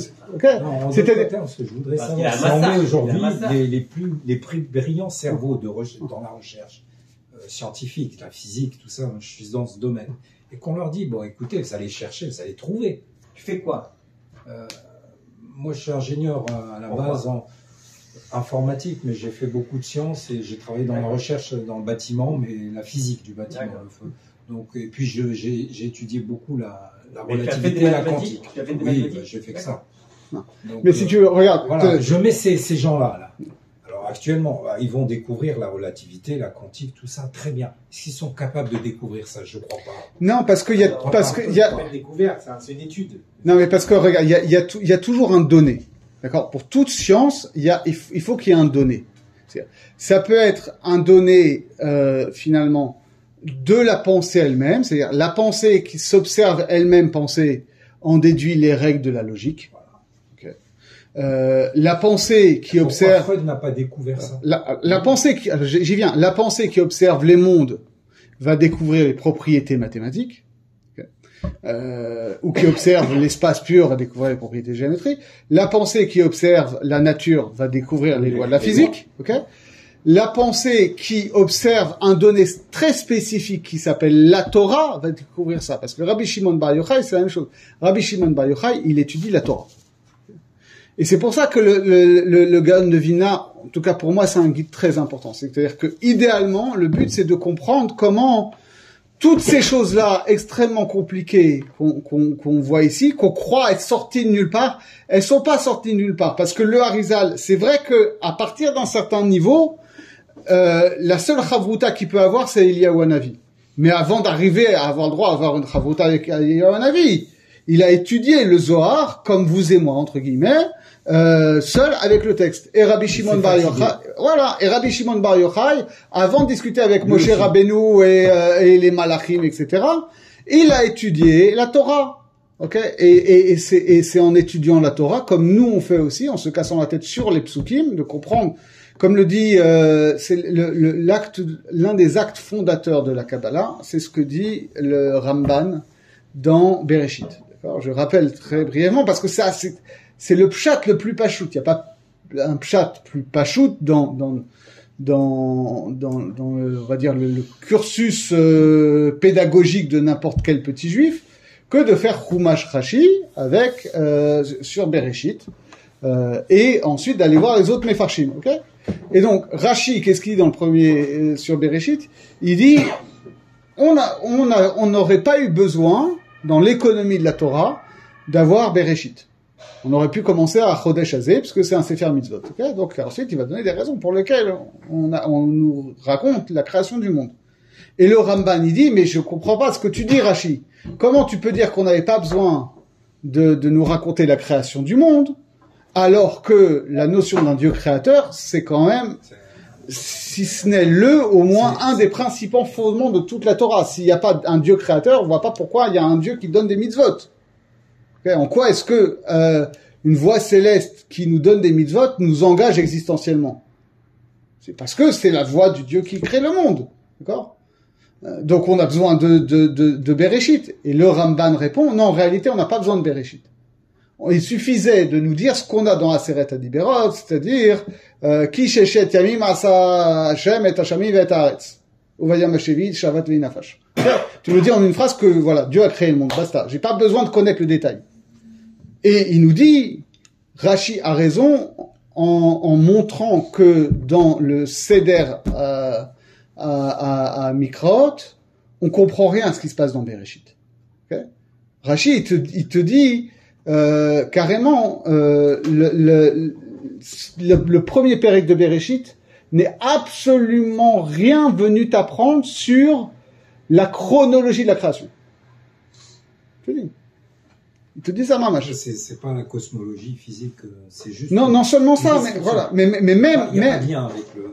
Ça décrit très bien, je veux dire, le Big Bang. Non, voilà, mais je veux dire, globalement, oui, mais quand tu prends dans le détail, même sans essayer de comparer le texte à ce que nous dit la science, tu prends que le texte, il y a des incohérences apparentes, d'accord, que les commentateurs classiques pointent tous. Et le Ramban, il dit, et c'est là l'acte fondateur, il dit, en réalité, c'est pas ne cherche pas. Il dit, en réalité, il n'y a pas de pshat.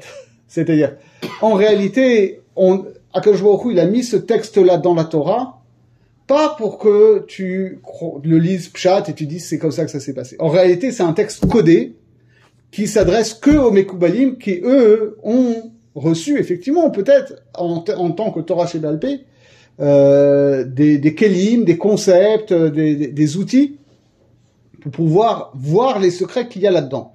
Mais après, une fois qu'on a Torah chez Birtav et Torah chez Béal Pé, c'est un travail de Torah pour comprendre ce qui se passe. Ok? Pour nous, oui, voilà. C'est évident. Oui. Mais pour tout le monde, comme le dit Rambam dans l'introduction au Perush HaMishnayot, il dit, après Moshe Rabbeinu, il n'y a aucune différence en termes de Limud Torah et donc en termes d'autorité halachique entre Pinchas, Eliyahu, Yesharia, Yehoshua, etc. et Abaye, Rava, Ravuna ou toi ou moi. On est tous à égalité en droit. Il n'y a personne qui peut dire, moi j'ai eu une révélation prophétique qui me dit que la halakha elle est comme ça, qu'il faut lire le texte comme ça. Parce que je l'ai vu. Parce que Dieu me l'a révélé. Ça n'existe pas ça. C'est Limud Torah. Ah oui, Limud Torah, et il faut avoir des réayot, des asagot, etc. Et on peut avoir des marloquettes. Même en Kabbalah, entre guillemets. C'est-à-dire, même en Kabbalah, on va avoir un problème parce qu'effectivement, im Kabbalah nekabel, comme le dit l'expression, au bout d'un moment, c'est-à-dire quand on va discuter de halakha, la halakha elle porte sur le monde matériel, c'est-à-dire si tu me parles des règles de Bichou la Shabbat, il faut que ça corresponde au minimum à la Metsiout. Okay, quand on va parler de Bichou, il faut qu'on comprenne ce que ça veut dire dans le monde, qu'est-ce que ça veut dire de quelque chose qui cuit, quelque chose qui chauffe, etc. Quand tu me parles ici, quand tu m'appliques un langage à des choses qui sont complètement en dehors de notre réalité, je peux pas avoir un argument de Metsiout. Je suis obligé il y a une requête qu'il y a entre les Golim, lorsqu'ils parlent de la répartition, par exemple, dans les Golgotha, dans les Mochin, et ça, c'est une Metsiout pour eux ou pas? C'est intéressant ce que tu dis, là, c'est important. C'est-à-dire, pourquoi il faut, parce qu'en réalité, la Kabbalah, c'est vrai qu'il n'y a pas une contradiction, mais il y a des marloquettes là-dedans. Alors, c'est... Des marloquettes, ça veut dire, il y a des différences de description. Oui, mais c'est une question qui est très difficile. C'est-à-dire que mais c'est quelque chose qu'on voit affleurer parfois dans les textes des Mekoubalim. C'est-à-dire que, par exemple, il y a un moment où, dans le Harizal, on nous dit que, Abba et Ima, ils se regardent toujours face à face, comme des amoureux qui se séparent jamais. Et dans un autre texte, un peu plus loin, on nous dit qu'ils regardent tous les deux vers le bas. Comment tu peux te regarder face à face et regarder dans la même direction, pour reprendre... les chérubins, c'est ça. Et le Rabbi Shalom Sha'arabi, il a une expression qui est claire à mon avis. Il dit, en réalité, pour quelqu'un qui a vraiment compris de quoi on parle, il n'y a pas de stira. Mais en même temps, vu qu'au niveau du langage technique qu'on emploie, ça ressemble à une stira, alors on va essayer de résoudre la stira dans l'ordre de ce langage. C'est-à-dire qu'il y a deux niveaux, et c'est très important de ne pas confondre les deux. C'est un problème qu'on voit souvent dans du Limud à Kabbalah, que, comme le dit mon ami Michael Seban, on fait de la tuyauterie. C'est-à-dire qu'on jongle avec les concepts et on conçoit ça juste comme une gigantesque mécanique, sans jamais se poser la question de qu'est-ce que ça veut dire tout ça. Et en croyant qu'en ayant jonglé avec les mots du Etzraïm, on a fait de la Kabbalah. La Kabbalah, c'est des jeux de langage. Mais de l'autre côté, ce jeu de langage te donne accès, essaye de te donner accès à quelque chose, mais ce quelque chose, par définition, il est au-delà du jeu de langage, donc il est au-delà du langage. Parce que là, on raisonne en bon français. Ce que tu dis là, c'est qu'on est des bons Français. Vraiment, on est cartésiens, on est parti à l'école de la République et on a appris les mathématiques, etc. En réalité, lorsque les gens qui étudient ils vont, avant de commencer à ouvrir le texte, ils vont se laver les mains. Il y en a même qui vont carrément se faire d'accord, tfila, etc. Ils font la bracha avant, ils se mettent dans les trucs, et ils se mettent dans l'esprit de la Kabbalah. Ils se mettent dans l'esprit des mots, chaque mot a son sens, chaque mot, et ils essaient de se mettre dans le mot. Nous, on fait l'inverse. Nous, on essaie de se mettre au-dessus du mot. Nous, on est carrément, on est complètement à l'extérieur. Tu vois ce que je veux dire? Il y a une réceptivité que l'on n'a pas. Dans laquelle on ne se met pas. Non, je suis pas d'accord. Je suis pas d'accord. Parce que, d'une part, on est face à des textes. Oui, mais tu te prends, justement, c'est le problème, c'est que tu prends le texte de la Kabbale comme un texte normal. Or, pour être, tu peux pas, lorsque tu fais la Kabbanote, tu peux pas te mettre dans des schémotes, ou dans des, comme ça, tu as affaire à des notions qui te dépassent. Mais évidemment, c'est ce que je suis en train de te dire. C'est Alors, que, tu peux pas te mettre tu peux pas avoir, pour être simple, tu peux pas te mettre en contact avec la doucha sans te mettre dans un état toi-même. C'est comme si tu me dis c'est comme tu dis, en prenant l'extrême, que le Kohen Gadol, il rentrait dans le Kodesh HaKodashim sans préparation. Attends. Non, mais bien sûr que non, bien sûr que non. Ça veut dire, on essaie d'atteindre, on essaie d'atteindre ce genre de savoir. C'est-à-dire, on essaie de dépasser le savoir rationnel pour rentrer dans un savoir je sais. Oui, qui combine l'émotionnel et le rationnel. Allez, arrête avec ton émotionnel! Non, l'émotionnel, le ressenti. C'est-à-dire, non, je veux dire par là, le ressenti. Je ne sais pas si c'est du ressenti. Je voulais dire que c'est pas uniquement une compréhension intellectuelle, c'est aussi vécu à l'intérieur. C'est-à-dire qu'on essaie d'accéder à une transcendance. On essaie de retrouver la transcendance qu'on nous a donnée au départ. Ouais. Mais par définition, cette transcendance, elle sera toujours au-delà de ce que tu peux exprimer dans le langage. Bah évidemment, mais tu essaies de... Tselem Hachem, tu es fait... On est un tout. Tselamim, c'est nous.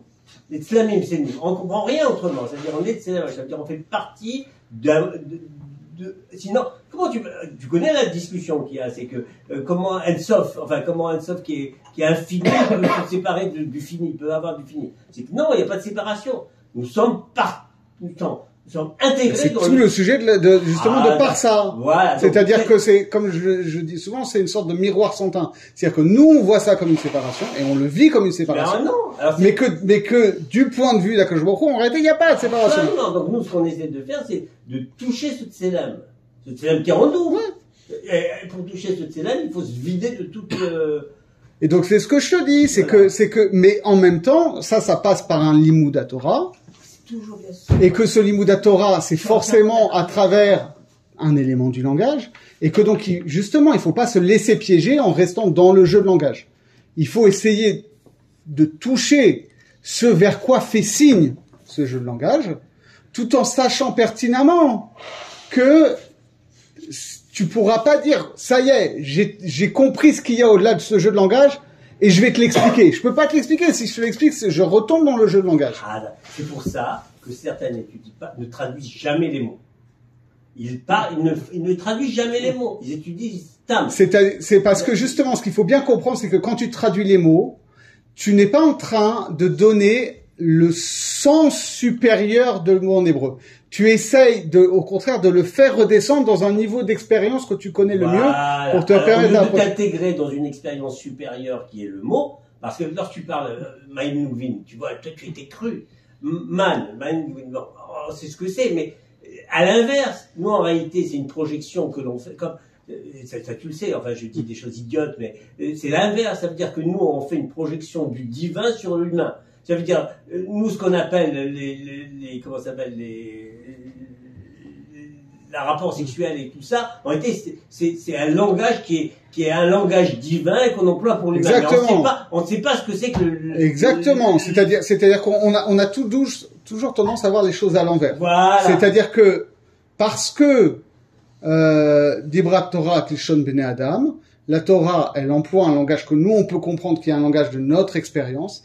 Et donc, on croit que notre expérience, notre vécu, est le modèle des réalités supérieures. Alors qu'en fait, c'est l'inverse. C'est-à-dire qu'on doit comprendre que notre vécu est le modèle réduit de ce qui est en haut. Et qu'il s'agit d'abord, effectivement, comme on dit, mi basari ehezeh Elohai, comme c'est dit dans Yov, ce qui est un leitmotiv dans le Harizal, que Akadosh Baruch Hu nous a donné non seulement la Torah, mais notre humanité avec notre corps, et que à partir de notre corps, ça nous permet d'avoir une première approche de ce qu'on est en train d'évoquer, mais que ensuite on doit bien comprendre que et encore une fois, c'est ce processus de Ma'im Nukvim et de Hamshachat Hamochin, que du fait depuis notre réalité, on va essayer de s'élever à travers ce langage de la Torah vers des réalités supérieures, et que ces réalités supérieures, même si on n'arrive pas à les exprimer dans le langage par définition, on va quand même réussir à en retirer quelque chose de l'ordre de l'ineffable qui va nous donner une compréhension plus intérieure des mêmes mots par lesquels on a accédé et qui vont à leur tour transformer la perception qu'on a de nous-mêmes. Voilà. Mais comme le dit le Gaon de Vilna, il y a quelque chose d'incroyable parce qu'on a parlé des textes qu'il a écrits. Franchement, les commentaires du Gaon de Vilna, c'est des choses les plus profondes et les plus incroyables et en termes de profondeur des choses qui sont expliquées. Et en termes de sodot, de ce que ça explique du monde, du pshat de la Torah, de l'histoire, etc., que vous pouvez trouver. Eh ben, lui, il dit, tout ce que j'ai écrit en Kabbalah, je l'ai écrit et compris avant l'âge de 40 ans. Ce que j'ai compris après l'âge de 40 ans, Birkal, c'est pas quelque chose qu'on peut écrire dans des mots. J'ai pas compris. Pourquoi il dit ça? On peut écrire ça, c'est au-delà? C'est au-delà, c'est-à-dire qu'il est passé ensuite, à partir de 40 ans, à un niveau de compréhension beaucoup plus profond que ça. Mais c'est pas quelque chose que tu peux expliquer dans un sefer. Même à l'oral, tu peux pas l'expliquer. C'est quelque chose qu'on voit, souvent aussi, c'est-à-dire que... Il n'y a pas de sémantique. Voilà, il n'y a pas de, c'est au-delà du langage. Et ça veut dire aussi, justement, qu'au bout d'un moment donné, la Kabbalah, c'est du vécu et pas un enseignement. Oui. Exact. Oui. Mais si ça reste dans l'intellect, c'est que t'es un chercheur. Exactement. Ça ne modifie pas ta personnalité. Mais il faut pas croire. Si t'as modifié ta personnalité, il peut percevoir. Il perçoit quelque chose qu'il ne peut pas exprimer, mais il l'a perçu. Ça, c'est une expérience qu'on peut faire. En tout cas, moi que j'ai à mon humble échelle déjà faite, c'est que c'est une expérience vécue. C'est-à-dire que tu discutes avec quelqu'un et justement tu essayes d'expliquer en recourant à un langage conceptuel et c'est compliqué et tout. Et après, tu vas parler un langage de Kabbalah qui a l'air d'être un langage technique, mais en réalité, parce que toi tu as fait une expérience de ce que ça, d'une saisie un peu plus profonde de ça, et que l'autre aussi a fait cette expérience-là, il y a une reconnaissance. C'est-à-dire que il dit, OK, on se comprend, on n'a pas besoin d'expliquer, et on pourrait pas, si on essayait de l'expliquer par des concepts, on se noierait dans les détails techniques, mais en fait, en utilisant le même langage, et en voyant dans la réaction de l'autre, on comprend qu'on a compris la même chose, qui est au-delà des mots. Et qui doit aussi se traduire par le vécu, d'accord? C'est-à-dire que, à l'inverse, s'il y a quelqu'un qui prétend avoir compris des choses en Kabbalah et qui se comporte de manière c'est clair qu'il a rien compris.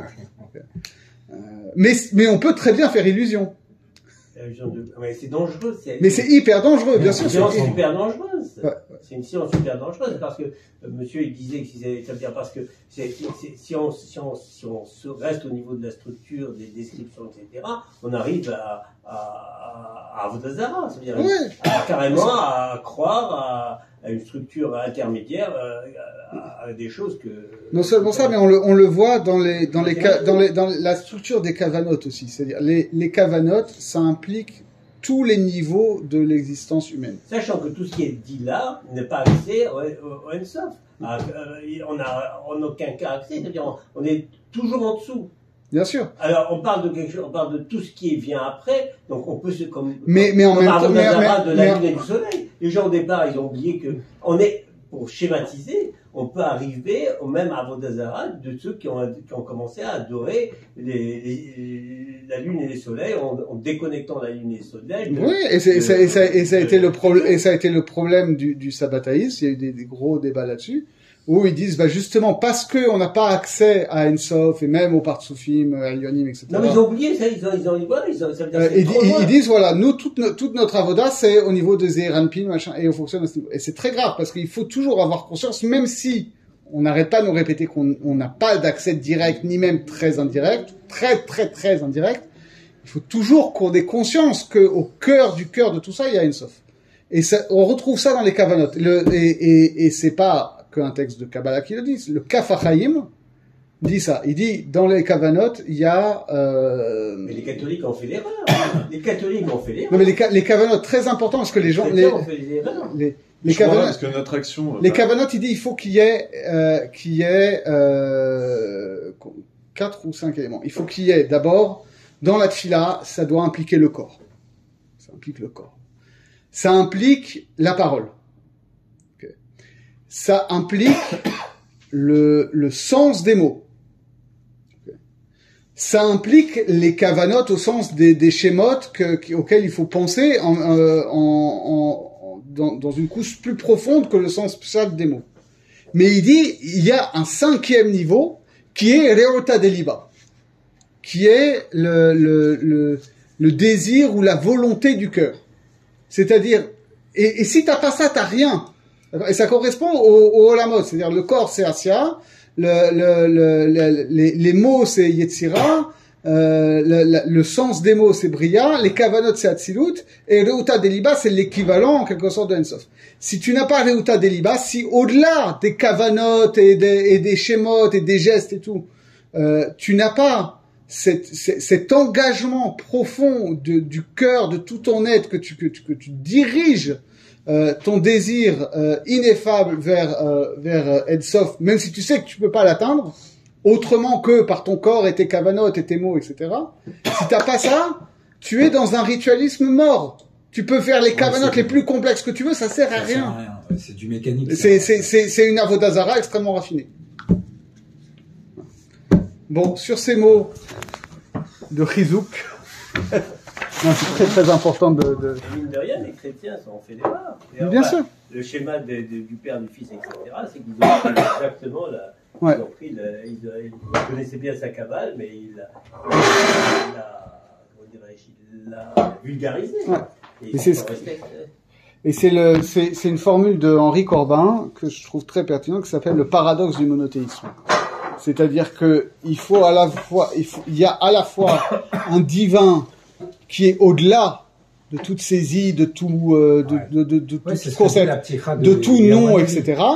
Et en même temps, ce divin se manifeste à travers un nom, Yudke Vavke, à travers une révélation et tout. Et tu es obligé de tenir ensemble ces deux aspects qui sont à la fois complètement unis et complètement irréconciliables. Parce que si tu dis, mais non, mais moi je m'occupe pas du Dieu infini, machin, etc., je m'adresse au Dieu révélé, tu es dans la Avodazara. C'est-à-dire tu fais de Dieu finalement juste un étang suprême, c'est-à-dire c'est le plus important des créatures, mais il y a rien de transcendant. Et si tu es dans l'autre, tu te dis oui, moi je suis dans l'adoration pure du Ensof, etc. Tu es finalement dans l'athéisme, parce que tu dis j'adore une divinité qui n'a aucun rapport avec le monde, qui ne se manifeste pas dans le monde, qui ne me demande rien en fait, puisqu'il n'est pas concerné par le monde. Et c'est ce mystère-là qu'on essaye de toucher. Et je comprends bien, la mitzvah, elle prend en compte ces deux dimensions-là. C'est l'Ensof et le Dieu révélé. Je vais mettre les tefilin, je vais avoir cette perception de quelque chose de fini et d'infini.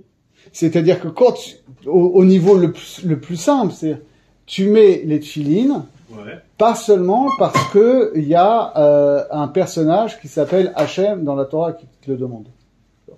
Tu le fais parce que tu crois que ce Hachem qui t'a donné cette mitzvah dans la Torah, c'est une manifestation du Ensof, c'est-à-dire que c'est qui a Emtsi Kol HaMetziut, qui fait que tout existe, qui ordonne l'ensemble du monde et qui fait que ce que tu vas faire prend sens dans l'architecture du monde en entier, et donc fait que toi tu t'insères dans cet ordre qui est voulu par la volonté d'Hachem, donc qui est la manifestation en tant que volonté manifestée de la volonté infinie du Ensof, quoi. Mais Inachinami, c'est ce que le Zohar appelle Razed Ememnuta, le secret de la foi.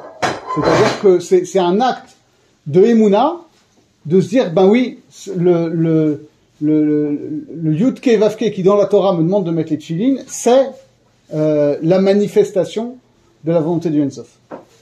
Et ça, c'est de la émouna pure. Pour le coup, ça, c'est ça que tu peux pas démontrer. Et c'est ce qui sépare la religion de la philosophie ou d'un côté et de la superstition de l'autre.